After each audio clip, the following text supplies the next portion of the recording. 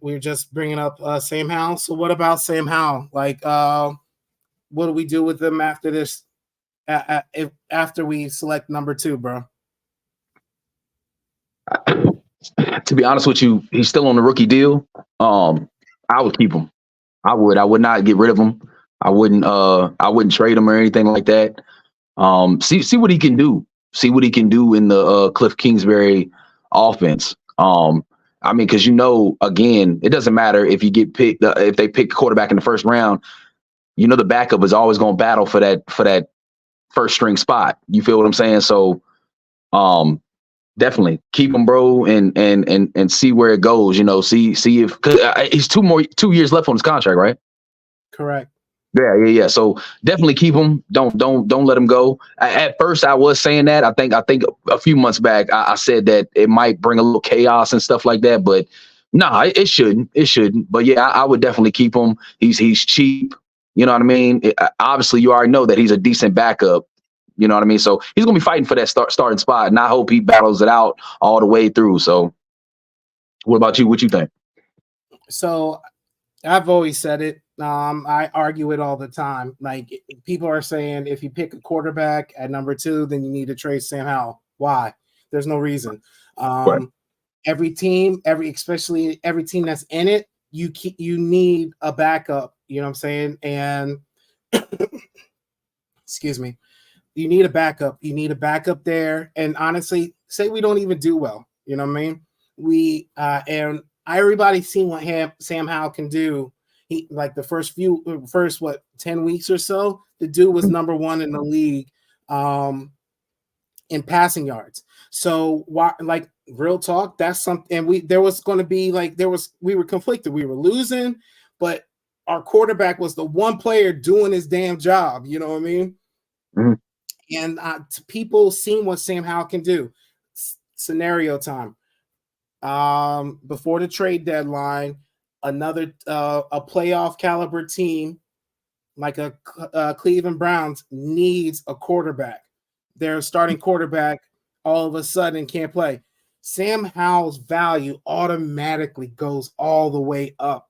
We cannot not look at that and be like, right now, what can you get for Sam Howell? Maybe a fifth. Maybe a fifth. You know what I'm saying? Right. He will, like, literally right before teams will sell their grandmamas for a quarterback if they lose their quarterback right before, like, that playoff time, the trade deadline time. And right there, if having a legitimate backup quarterback is not enough for you, the perfect time to trade him should be enough, should be that added bonus, because right now you can't trade this man.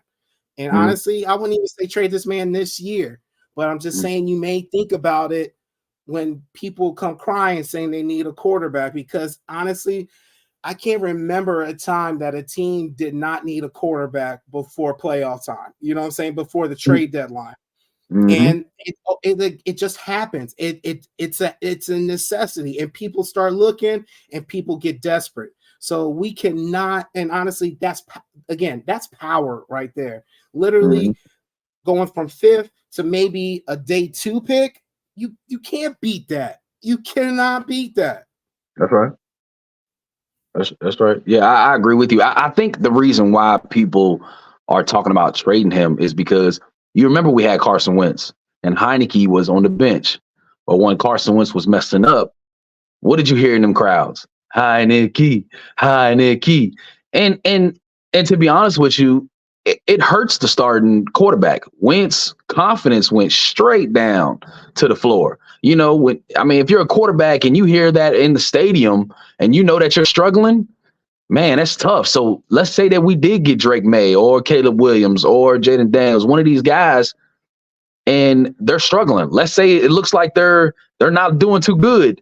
People are going to yell out Sam Howell, and then they might lose the confidence in the starting role for that young rookie quarterback. Same thing. So I think that's the reason. I think that might be a big reason why people are saying about Sam Howell. But I don't know. I would keep him because I think he would be a perfect backup. I don't disagree with you. That was one of my points before. I don't disagree at all. But that to me, you can't worry about that, especially on a team, especially with your coaches. You know what I'm saying? You can't worry about that. These are a lot.